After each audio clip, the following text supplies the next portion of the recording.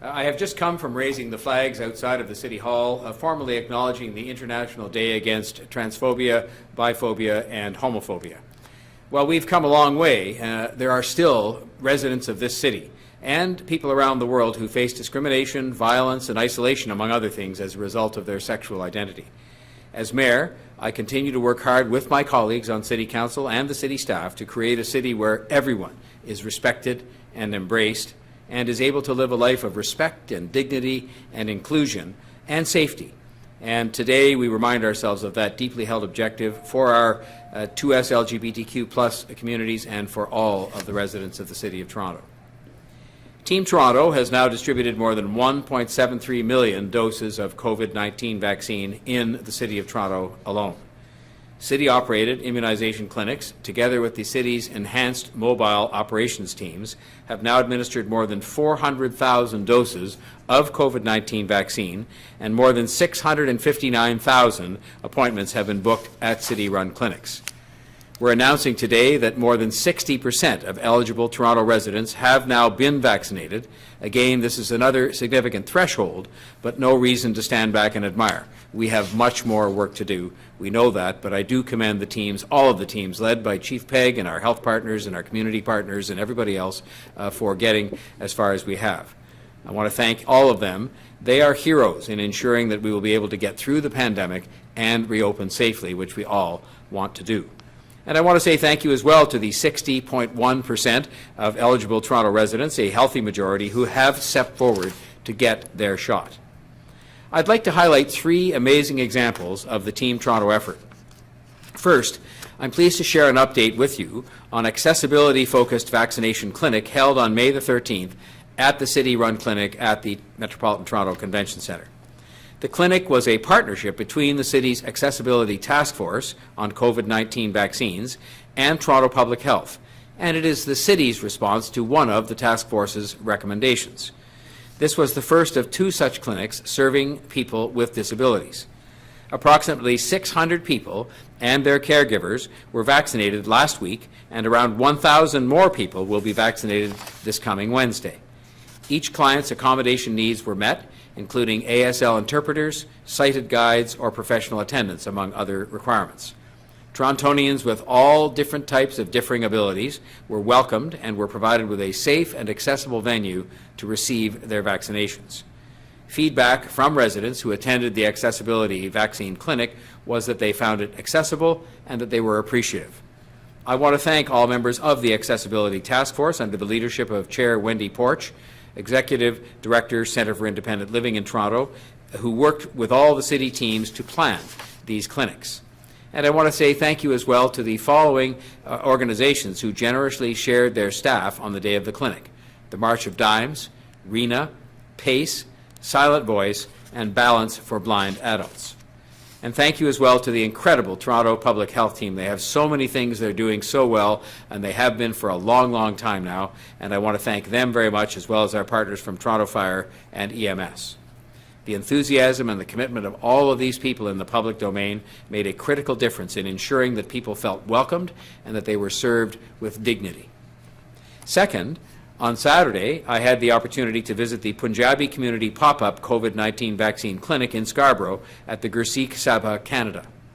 Consistent with Sikh values, which see that faith community in non-pandemic times serving meals to anyone that is hungry, anyone at all, 24/7 at their places of worship, they welcomed many members of their own faith on Saturday, but also welcomed to their place of worship residents from all corners of Scarborough. And it was my pleasure to meet them, those who were there to be vaccinated, and also to thank the wonderful doctors and staff, including nurses and other staff from the Scarborough Health Network who ran the clinic.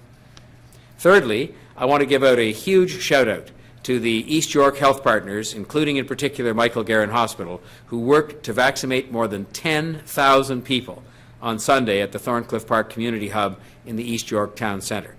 What an incredible achievement by the Michael Garron team, who have been leaders throughout, and by the more than 10,000 people who actually came out to get vaccinated, and all of those who helped to make it happen. As a matter of interest, from the end of March to May the 16th, the vaccination rate among adults in Thorncliffe Park neighbourhood have gone from 16% to 57%. And that is still a work in progress, but it is a sign of huge progress that we've made as a result of a targeted team effort with all of those who've been mentioned today. It's great news that the province has announced that all residents 18 and older will be eligible to book a vaccination appointment starting tomorrow at 8 o'clock in the morning. In about 2 months, and even with limited vaccine supply, we've gone through all of the different age bands to get to this point where anyone of any age above 18 can book their appointment. We are committed to providing as many vaccine appointments as we can, and the more doses of vaccine that the government can provide, the more appointments we will be able to offer. I hope everyone is clear. The demand for appointments created by these welcome changes to eligibility can only be met through an increase in vaccine supply in the coming weeks. We do not book appointments for which there is no committed vaccine. As Chief Pegg will detail today, our city immunization clinics are almost fully booked for the next few weeks based on the predicted supply. We are working now with the province to secure additional vaccine supply so that we can open up more appointments to meet the increased demand in the coming weeks.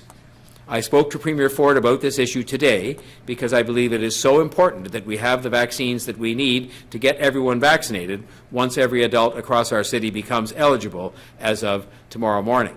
And it was a very constructive conversation I had with the Premier.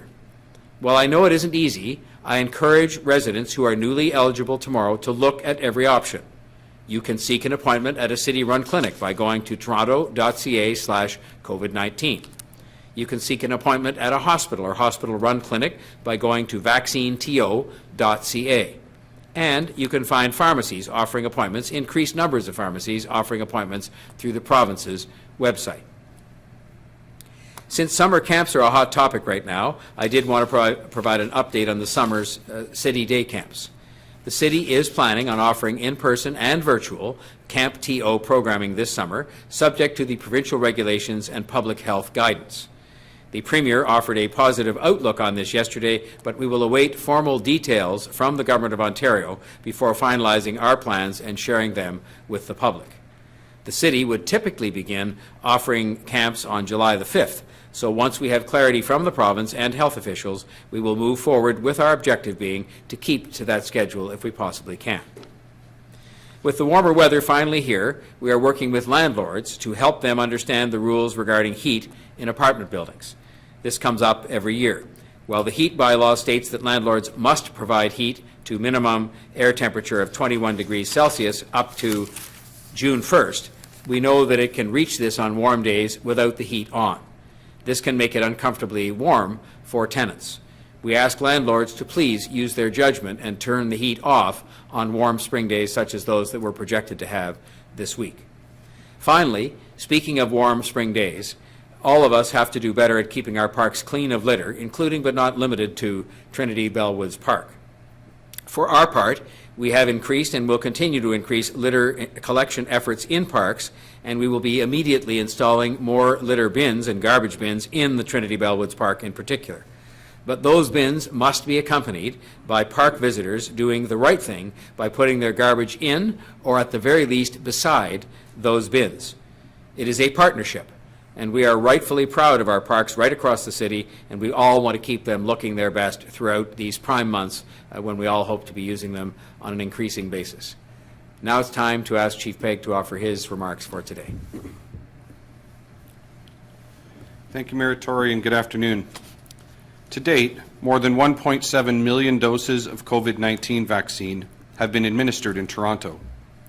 Last week alone, 280,434 people received their first dose of vaccine in Toronto, 93,249 of which were in a city-operated vaccine clinic. This was the largest number of doses of vaccine administered on a weekly basis across the network of 9 city-operated clinics to date. We were able to administer this increased number of doses of vaccine as a result of additional vaccine being made available to us by the Province of Ontario. I would also like to acknowledge and congratulate our Team Toronto partners for successfully operating so many fantastic vaccine clinics last week and over the course of the weekend. This week, based on the present vaccine allocation, we will be able to administer slightly more than 65,000 doses of vaccine across the network of 9 city-operated vaccine clinics.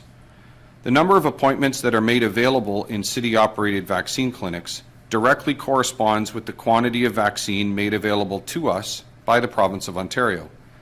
This represents approximately 1/3 of the vaccine being provided to the City of Toronto this week. The remaining 2/3 is being allocated to our Team Toronto partners, including hospitals and Ontario health teams. As of this morning, while our city-operated clinics are very close to being fully booked for a number of weeks, there are still some appointment times remaining available between today and June 13. For the remainder of this week, our clinics are 97% booked, with approximately 1,718 appointment slots remaining available as of this morning.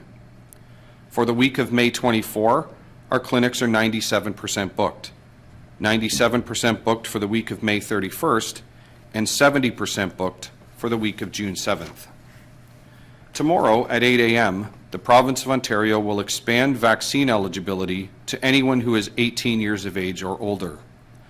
Available appointments in city-operated clinics can be booked via the provincial booking system by accessing toronto.ca/COVID-19 and clicking on the blue Book a Vaccine button on the top of the page, or by calling the provincial call centre at 1-833-943-3900.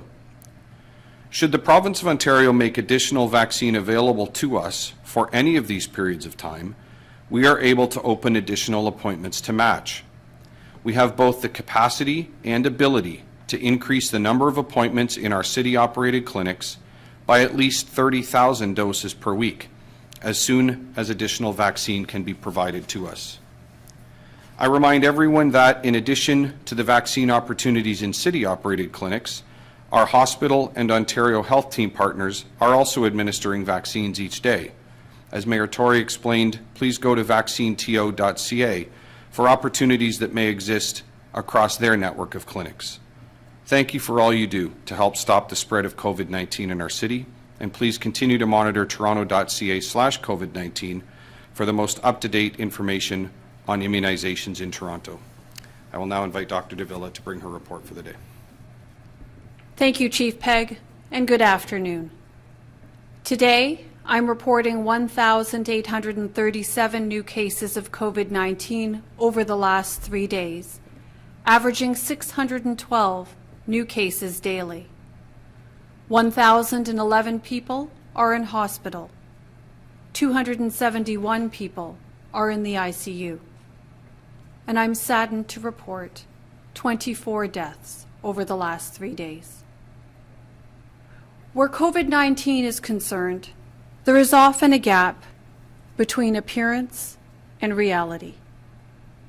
Today, I want to talk about the variants believed to have originated in India and which are increasingly making headlines all over the world, and rightly so. These variants are now present in about 40 countries, including ours. These new variants are raising a significant amount of worry in the United Kingdom, which today is almost fully reopening. Hotels, indoor dining, the pubs, all are opening again. Cases of the variant have doubled in the UK in a little more than a week, from roughly 500 to over 1,300. The government scientific advisors there believe it is a realistic possibility the variant is as much as 50% more transmissible than B.1.1.7, which was first identified in the United Kingdom. Early information suggests there may be some reduction in protection given by vaccines or by naturally acquired immunity from past infection. But overall, it's still good news if you're vaccinated. It is something to think about if you're not. The World Health Organization has called it a global concern. And the last public reporting identified 36 cases in Ontario linked to these variants. Last February, as we anticipated the UK's B117 variant, I told you that the prospect of exponential growth had me as worried as I had ever been during the pandemic. Regretfully, the last few months unfolded as so many feared. I'm not predicting the emerging variants will do in Ontario what B117 is still doing, but I accept it's possible, and we should do all we can to prevent history from repeating itself. The infectious new variants are here, and we should act as individuals in that knowledge. As vaccinations increase, as we hear of opening up in other places, and as our weather improves, the temptation could be to get ahead of ourselves. At this point, I expect there will be more mixing between people in the coming weeks, especially given the warmer weather. In Toronto, we have people in 3 different situations. There's the fully vaccinated, a relatively small number of people who've received both doses of a 2-dose vaccine. Second, the partially vaccinated, the large and growing number of people who've received their first dose of a 2-dose regime. Their risk of infection is reduced. The ability to come through an infection with mild illness is greatly enhanced, but their capacity to continue to transmit the infection is not entirely eliminated. The partly vaccinated can still make other people sick. And this brings us to the third group, the unvaccinated. The Mayor announced today that 60% of people 18 years and older in Toronto have received at least their first dose of vaccine. But when you consider the entire population of the city, which includes children under 12 who aren't eligible for vaccination, just over 50% of people have had a first dose. That's a considerable number of people still at risk, and they need to continue to practice the steps for self-protection. In any form, COVID-19 is nimble, and stories from around the world tell us that it isn't in full retreat. Every new infection is a new opportunity for COVID-19 to mutate. So it is the unvaccinated we need to think of in the next weeks and months, and that is the gap between appearance and reality that I'm speaking of today. Addressing the gap is a simple and familiar prescription. It's getting a vaccine as soon as you can, and the diligent practice of the steps for self-protection. Keep a safe distance from people you don't live with. Minimize unnecessary contact with people you don't live with. Spend as much time as you can outdoors.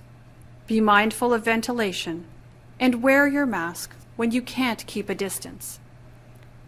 These steps should be routine in the home stretch and should do the bulk of the heavy lifting as we head toward a new normal. The news out of the United States and the United Kingdom illustrates what a new normal looks like.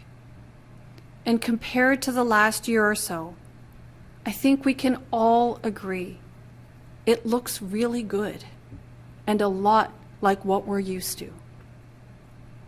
But we're not the United States or the United Kingdom yet. We can be if we keep taking those protective measures to limit spread while we build up our vaccinated population and our body's ability to prevail over the virus. I have a challenge for everyone today beyond the steps for self-protection. More and more, we're asking everyone we talk to, have you been vaccinated yet? My challenge is, don't stop at asking. Move on to acting, especially now that almost everyone is eligible to sign up for a vaccination. People listen to people they know. People gain confidence from the experiences of people they trust. So act to encourage the unvaccinated to change that. Act to help people get a booking. Act to help them get comfortable with vaccination if they're hesitant. By stepping in to help and encourage and getting people talking and thinking, we can make as big a difference as we can by self-protecting. Because the more we drive the vaccination numbers higher, the better off we are sooner. With that, I'll now turn it over to Brad for the question period. Thank you, Doctor. We'll go first to Matt Bingley from Global News. Just a reminder to please unmute yourselves. Matt, go ahead, please. Hi there. Dr. Davila, I'm just wondering, with the number of mass protests over the weekend, I know you were talking about variants and the fact that we're not out of the woods, but I'm just wondering if you have any concerns about viral spread in the crowds, and whether you would recommend anybody who was there if they should go get tested or not. Well, you know, Matt, I would say this, and you'll have heard me say this many times before, certainly being in outdoor environments gives rise to lower risk for transmission, right? A bigger airspace and the ability for dilution, if you will, of virus definitely reduces the risk of any spread of disease.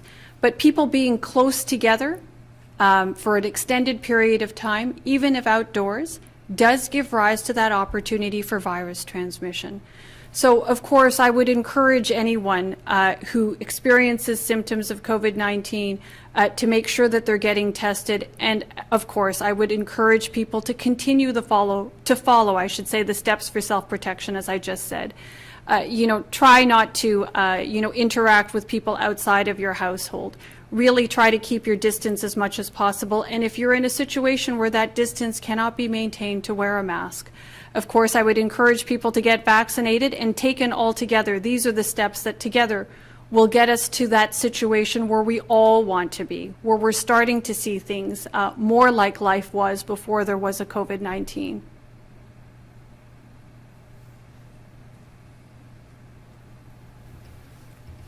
Run beginning on Thursday. I'm just noting that last year, when it came to the Raptors, in a better situation last year at least, that people were able to watch from various outdoor venues in cars. I'm just wondering if the city is looking to make that happen this year for hockey, to try to avoid any rogue parties or people gathering indoors. To be honest, we haven't finalized any plans in that regard in terms of city-sponsored events. I've been busy settling up with some terms for the Mayor of Montreal, because that's a historic rivalry that's going to take place, and it will have a lot of interest. And so I'll take that question as something that we should be taking a look at, whether it's for this particular series or as we hopefully go further into the playoffs. But I think it's an appropriate question. We have made no arrangements of that kind as yet. Okay, thank you. We'll go next to Francine Copen from the Toronto Star. Francine? Oh, hi, good afternoon. My question is for Dr. Davila. Dr. Davila, I'm wondering if you could give us what detail you can about the Indian variant. You mentioned that there's 36 cases in Ontario and that it's more contagious than B117, which was more contagious than the original virus. I wondered if you could give listeners, and so we can give our readers more detail on this. Sure, Francine. So I'll try to give you as much detail as I can. With respect to the number of cases in Ontario, what I mentioned in my remarks was that the last public reporting identified 36 cases in Ontario linked to the B1617 variants. And this was a couple of weeks ago now. Probably best to go to our provincial counterparts in respect of what the current case count is. And yes, we are still very much in the learning phase in respect of these new variants, the B1617 variant, and there are a couple of sub-variants that are being reported on. And the early data suggests that it is more transmissible. The extent to which it's more transmissible, again, still trying to really land that specific number, but certainly the early reports suggest that it could be as much as 50% more transmissible relative to B117. And you're quite right, Francine. B117 was more transmissible than the variant of COVID that we were dealing with last year.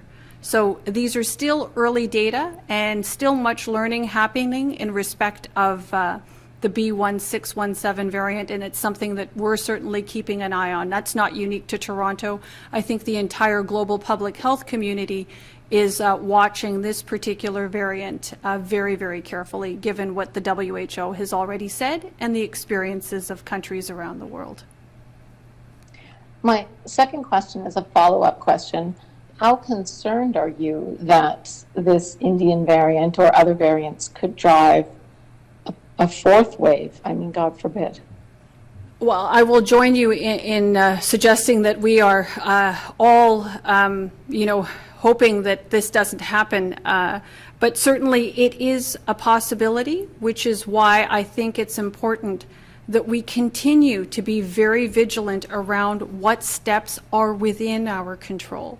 And first and foremost, that is going to be practicing those measures for self-protection. We know that works. We know that keeping distance and minimizing unnecessary contact and using masks and hand hygiene are important steps in terms of reducing transmission. But we also know that vaccine is another key component of our toolkit against COVID-19, including this new variant. So I would just encourage people to really continue to be vigilant about those measures for self-protection, to make sure that they're taking that opportunity to get vaccine as soon as that's possible. And that's really the best we can do at this point, aside from continuing to monitor at our level and at provincial and federal levels the development and the spread of this variant, so that we can inform each other based on the experiences around the world. Okay, thank you. We'll go next to Mark McAllister from City News. Go ahead, Mark. Thank you, Brad. A question for perhaps Dr. Davila and Chief Pegg, if possible. Doctor, you had made a point of saying it's time to address the gap. So this question is related to that somewhat. If we're looking at vaccination rates broken down by neighborhood in the city, it looks like there's been lots of success in getting into those hot spots and making some progress. But there are now other areas where some of those rates are low. How will you focus your efforts to make sure people in those specific areas now get their shots? So, Mark, that's a great question, and it's exactly what the team that is behind the mobile and pop-up strategy is constantly focusing on. So there are a number of us that are following the vaccine coverage data for neighborhoods all around the city. That is what determines where best, or where the next efforts, or which areas of the city need to be concentrated on next. And that's what will continue to happen in the future as we monitor the data and see where vaccine uptake is good and where it's not as good. The vaccination efforts are then focused on those neighborhoods to ensure that we're getting vaccine coverage as high as possible in all neighborhoods across the city. And of course, this is not something that we do alone. It's not a Toronto Public Health or a City of Toronto undertaking by ourselves. We certainly have our healthcare partners who are absolutely key to this and have done much of the heavy lifting. You heard the mayor comment on the excellent efforts that have been put forth by many of our healthcare partners. But I would be remiss if I failed to mention our community partners as well. They are absolutely critical to this. They are the ones that tell us about what's happening in the community, where are the good locations to actually set up in specific neighborhoods, and they provide many of the connections and conduits that we need in order for those efforts to be successful. So it is absolutely a team approach across the entire city, and we'll continue to do that as it served us quite well. If we were to look at perhaps a couple of the areas we're talking about, and I don't know if you have an explanation necessarily, but I'll use Willowdale East as an example. Here's a part of the city that you would look at and think there's really no explanation one way or the other, at least at first glance. There's actually a city-run clinic right in the heart of that part of the city.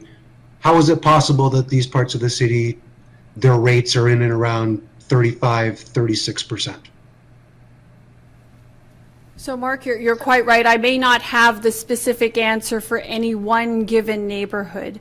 But, you know, it's sometimes a number of different factors, right? So we've just heard today that eligibility is opening up to a broader swath of the population, going down to 18 years of age. So those neighborhoods that perhaps are not quite as hot or labeled as hot spots and are generally younger may have not had the same opportunity to take up vaccine as other neighborhoods have. But certainly I can tell you that we're constantly monitoring the data. We will observe where vaccine uptake needs to be improved and make sure that we're adjusting our efforts in order that we don't leave any neighborhood behind. We want everyone in the city to have the opportunity to get access to vaccine as their eligibility comes up. As we know that this is an absolutely crucial part of our efforts to get to the other side of this pandemic and restore life more like it was before there was such a thing as COVID-19. Okay, thank you. We'll go next to Scott Lightfoot from CTV News. Go ahead, Scott. Thanks, Brad. I wanted to ask a question about enforcement. There was warning from Toronto Police on Friday that they'd have dedicated teams out and about this weekend. Wondering if we could get some indication about what kind of enforcement was done, maybe how many tickets or charges, and any particular areas that were targeted or focused on. Ask Inspector Matt Moyer from the Toronto Police Service, who's on the line to answer that question for you. Inspector? Hi, good afternoon, Scott. So this past weekend, Scott, I'm just going to give you the quick summary of all 3 days, 14th, 15th, and 16th. We had dedicated teams from all 16 divisions, and in total they looked into 327 large gathering calls and laid 177 charges. And I can tell you, just like from the layout of the enforcement piece, it was pretty well spread. There was maybe a few more extra charges laid in the downtown core because we had a couple of situations in the downtown core that required a little extra enforcement piece to it. So, but primarily that was such as the Cherry Beach. There was a Cherry Beach event that we had to go to, which took up 8 or 9 charges as well. So, but that's our numbers for the weekend. Thanks. And a question for maybe the Mayor or Chief Pegg. I just wanted to ask about the challenges of enforcement. I mean, obviously it's been long and difficult lockdown. It's been 6 months now here in Toronto. You've got medical officials suggesting people get outside, that things are safer outside. The weather's getting better. You have a long weekend coming up. But on the flip side, I mean, you still have this stay-at-home order in effect. Is there sort of a common sense approach people should be taking in order to, I guess, abide by the law, but also, you know, do things that are safe for their mental and physical health? Good afternoon, Scott. So I think you've actually partially answered your own question. It is complex and it's complicated, and I fully appreciate, as does our entire coordinated enforcement team, that the lockdown has been long, COVID-19 has been long, and people are tired and frustrated, and we're all longing for this to be over.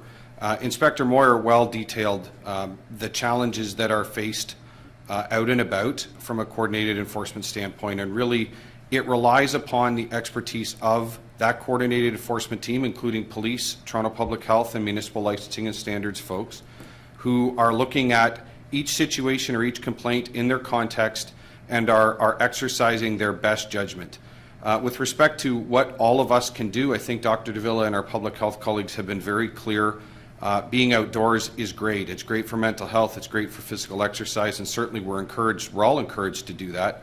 But the advice and guidance that Dr. Davila and team have continued to provide as recently as today is maintain physical distancing, and where that can't happen, best to continue to wear a mask to prevent the spread of COVID-19. So we're all really happy to see the nice weather here and to be able to be increasingly outdoors, and that coinciding or corresponding with very significant amounts of vaccine being administered. I believe that every single day that goes by, we're getting closer and closer to having COVID behind us. Mayor Tory? I would just simply say that on the weekend I got, as is our want or our like for jobs like we have, I got equal numbers of calls from people who were saying there's too much enforcement and those who were saying there was too little enforcement. And I think in the end of the day, what was made reference to, which was common sense, concern for the common good and a common concern we all have for public health should be what dictate as few of these kinds of events as possible, and then it wouldn't be necessary for us to deploy 300 and some odd times people out to investigate large gatherings. It would be better if we just had none of those just for a while yet, and then we'll be in a position where everybody will be well, the pandemic will be behind us, and we can get back to having a good time, whether it's on a beach or in a park or anywhere else. But I think common sense would be a good way to sort of look at this as opposed to any particular effort we can or can't make with respect to enforcement. All right, thank you. We'll go next to Natalie Johnson from CTV News. Natalie? Hi, everyone. My first question is to Chief Pegg. I know that you said that you only have as many appointments as you do vaccines. When the province opens the eligibility to people 18 and up tomorrow, in Toronto, how far out will most people be booking at this point? I know you said you have small numbers available, like 1,700 appointments this week, but when those floodgates open, is it looking like the bulk of those people will be booking well into June or maybe even later? Hi, Natalie. At present, the appointments that are live in the system, meaning that they're able to be booked in city-operated clinics, are from today out through up to and including June the 13th. So that's the range of appointments. The bulk of the available appointments, like I said, there are still appointments available for this week, and a handful of appointments over the next 2 weeks. The bulk of the remaining appointments, at about 30% or so, was for the week of June the 6th. At this point in time, appointments have not been open past June the 13th. You of course are aware that we are a client of the provincial booking system, and therefore it is ultimately the province of Ontario that manages that booking system and authorizes the opening of additional appointment blocks. So those are regular ongoing discussions that we are having with our provincial colleagues literally every day, both from the immunization task force side and through Dr. Davila on the public health side. And we look forward to being able to open additional appointment blocks and additional appointment volume the very moment that additional vaccine can be made available. Thanks. And just as a follow-up, how much worse off is Toronto in terms of vaccine supply now that the province has ended its allocation based on hotspots? Or is that mitigated by the overall increase in vaccine supply, even when distributed on a per capita basis? I'll start. Dr. Davila may wish to add. From a city-operated clinic perspective, the last 2 weeks, we received additional vaccine as part of the hotspot strategy, which allowed us to increase our clinic operations by, I'm going off memory here, but about 30%. And that was as a result of an overall approximate 30% increase in the amount of vaccine that was made available citywide. Of course, beginning today, that additional vaccine no longer exists. That's why in my remarks you heard me reference that our clinic operations, where last week we were capable of vaccinating about 98,000 people across our network of clinics last week. This week, at present vaccine allocations, that's about 65,000 vaccines this week. Again, I'll say again, if and when additional vaccine can be made available to the province and then subsequently to us, we can, in very short order, expand our clinic operations and make additional appointments available. Dr. Davila, I'm not sure if there's anything you wish to add. Well, I think the Chief covered it very nicely. Certainly there is not as much as there this week as there was in the previous weeks when we got the enhanced supply. But I would say this. One, there are ongoing discussions happening all the time with the province, and as you've heard the Mayor mention in his remarks today, he has certainly taken the opportunity, as do I, to discuss with the province how we would benefit here in Toronto from additional supply of vaccine.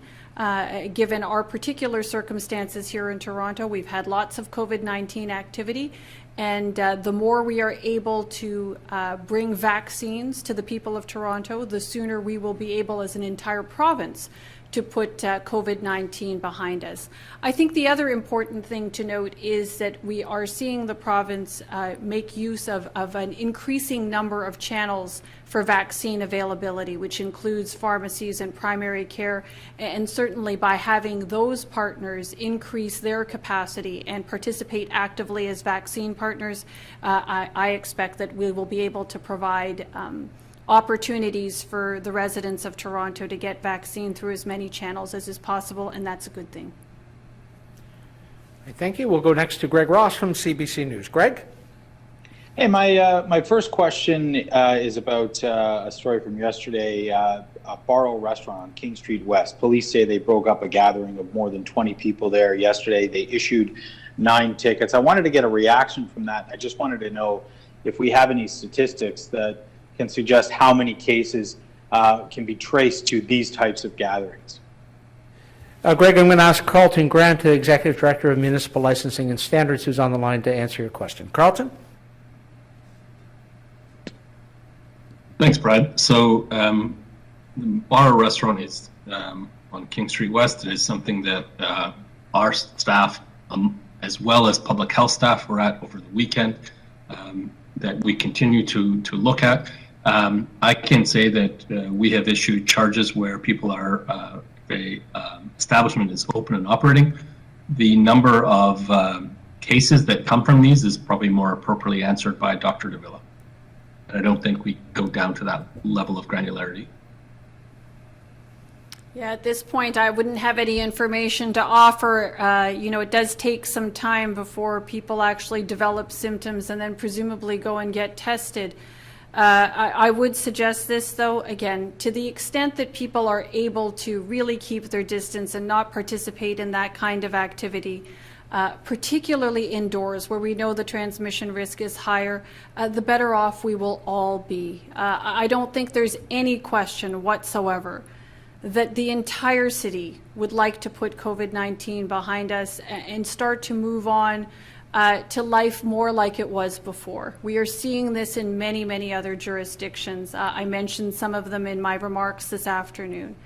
And our ability to get there rests on each and every one of us doing our very best. One, to keep transmission low by practicing those measures for self-protection, and 2, by getting vaccine as soon as you're able to do so. The more we are able to engage in those actions, the sooner we will be able to find ourselves in a situation where we can enjoy those kinds of activities and that kind of togetherness as we used to before there was a COVID-19. Okay, my follow-up is just that the owners of that restaurant issued a statement just basically saying that it was only staff that were there at the time. And the reason they were there is because they're preparing to reopen, and they're launching a new menu, and the staff needed to be there to be familiarized with the menu. But they said they did it on their rooftop patio, yet they were still issued tickets. I'm wondering, with many restaurants in a position right now where they're preparing to potentially reopen in the coming weeks, if this is something that is okay for staff to be together in a situation like this, preparing for that opening, or is there suggestions on how this should be done, or is this simply something they can't do at this time? Dr. Davila? Well, I can certainly give a try, and we'll see whether Carlton has anything further he wishes to add. I would say this. Look, there are there's existing legislation and there are existing regulations governing how businesses should operate. And I recognize that people may want to prepare, and in fact a number of restaurants are continuing to operate and to provide takeout or pickup or delivery service. And there are certain safeties and measures or regulations that are in place in order to ensure that that is done in as safe a manner as is possible. I would encourage people to follow those rules because it's important. That is part and parcel of what we can do, at least in the business community, in order to get us to that place that I just spoke of, where COVID-19 is behind us, where we're more able to enjoy life as it was before there was a COVID-19. So I would encourage people to inform themselves, to ensure that they're following the available rules, because the rules are there to protect all of us and to help get us to the other side of this pandemic sooner rather than later. Greg, I'm not sure if Carlton has anything to add, bearing in mind that they are charged with enforcing the regulations that Dr. Davila alluded to. Carlton, anything to add? I don't think so. I mean, this is a learning point for us all. If businesses if it's considered a staff meeting, but that is not what our officers found on site. It was, people eating and drinking on a patio, which sounds to me more than a staff meeting trying to get ready to get back up and running. So it's something that we'll take into consideration as we move forward, as we come across situations like this, and expand our line of questioning. Thank you, Carlton. Thanks. Final question is to Derek Dionarain from CBC News. Derek? Thanks, Brad. So first question, just in regards to a statement that Mayor Tory issued over the weekend in regards to video of an assault. There's new video that appears to show the victim in the attack had brandished a knife and bat or club of some kind in the moments leading up to those events. There's some concerns that politicians may have jumped to conclusions about the motivations of the assault, which police say they're still looking into. Mayor Tory, do you have any responses to whether your comments about the video specifically maybe were premature or might have served to paint an otherwise peaceful protest in a negative light? Well, first of all, I respect the right of people to protest on this or any other issue. I do have some regret at the fact that some of these protests take place at a time when there are public health guidelines that would suggest they shouldn't. But having said that, I'm also very thankful for the fact that the two big protests that took place in Toronto this past weekend were both very peaceful. And I thank the participants in the protests and the police for the fact that they were kept peaceful. Now, there was the one widely publicized incident, which the police are investigating, which included some violence.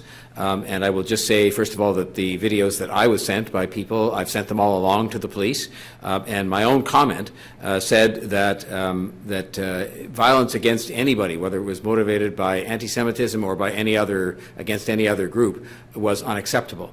And I stand by those comments, which is that anywhere, anytime, no matter what the protest is, no matter what side you're on, that violence in the City of Toronto is not acceptable.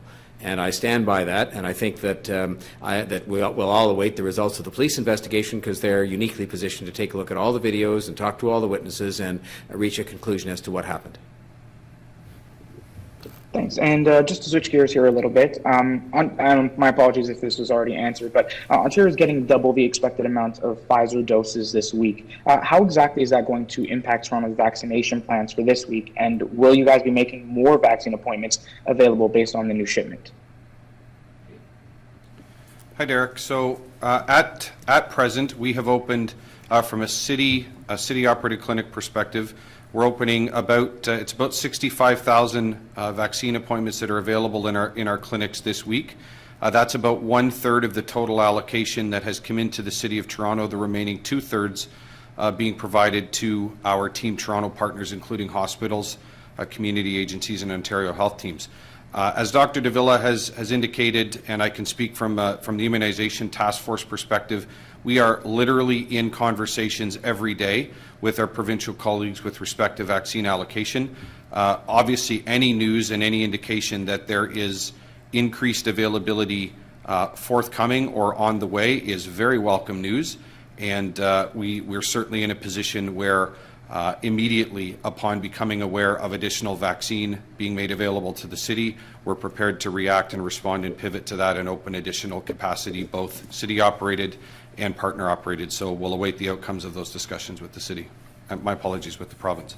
All right, Chief, thank you very much, and thank you all for joining us. That concludes today's briefing. Our next scheduled briefing will be this Wednesday, May the 19th. Stay safe.